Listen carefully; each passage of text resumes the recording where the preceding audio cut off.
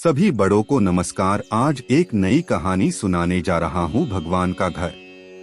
जो साथी मेरे चैनल पर पहली बार आए हैं, कृपा करके मेरे वीडियो को लाइक और शेयर करें। आप सभी से विनती है कि आप ये कहानी अपने बच्चों को जरूर सुनवाएं ताकि वे अपने जीवन में विकास करें। तो आइए कहानी शुरू करते हैं। एक दिन एक अमीर व्यापारी किसी काम से एक गांव में जा रहा था।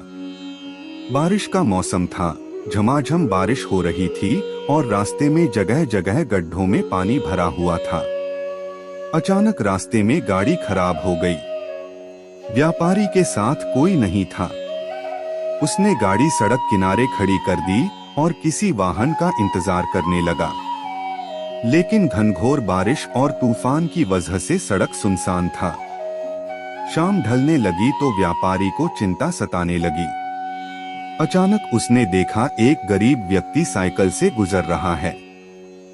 सड़क किनारे अपनी गाड़ी में बैठे बैठे उसने साइकिल सवार को आवाज देकर रोका और पूछा कि कहीं कोई गाड़ी का मैकेनिक मिल सकता है क्या।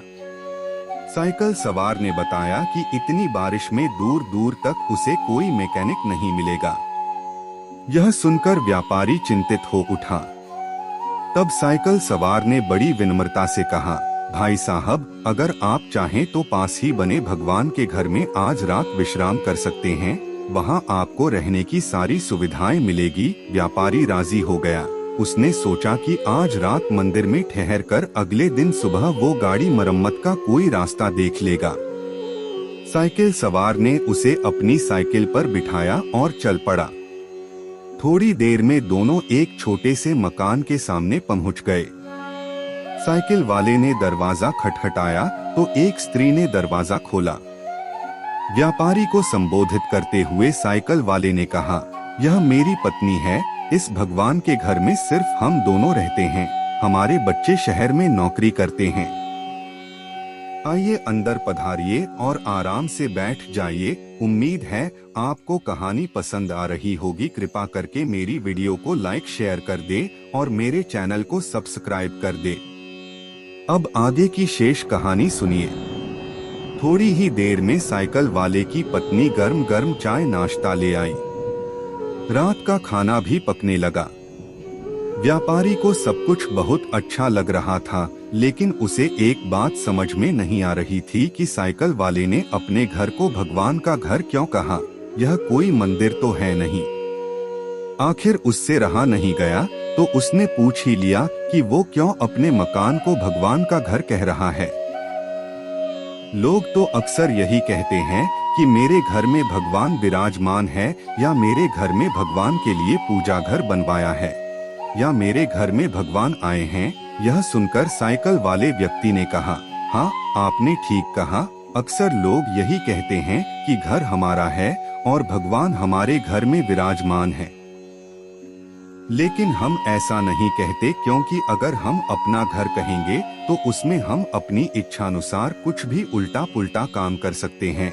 लेकिन अगर हमने भगवान का घर कहा तो हम वहाँ कोई गलत अनाचार वाले काम नहीं कर सकते और हमेशा उन्हीं सद्विचारों में रहते हैं जैसे हम सब मंदिर के अंदर होते हैं।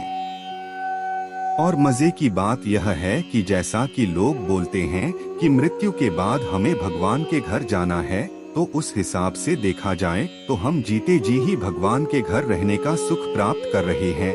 उस गरीब व्यक्ति के इतने सुंदर विचार से व्यापारी बहुत प्रेरित हुआ और उसने भी अपने घर को भगवान का घर कहने का मन बना लिया। पूरी कहानी ध्यान से सुनने के लिए धन्यवाद। अंत में यही कहूँगा, ईश्वर आप सभी को सुखी रखे और अपना ख्याल रखे।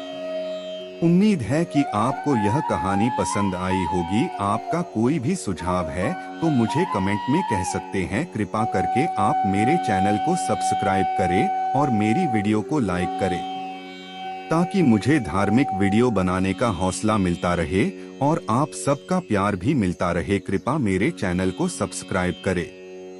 अब मैं मिलता हूँ आपको अगली वीडियो में।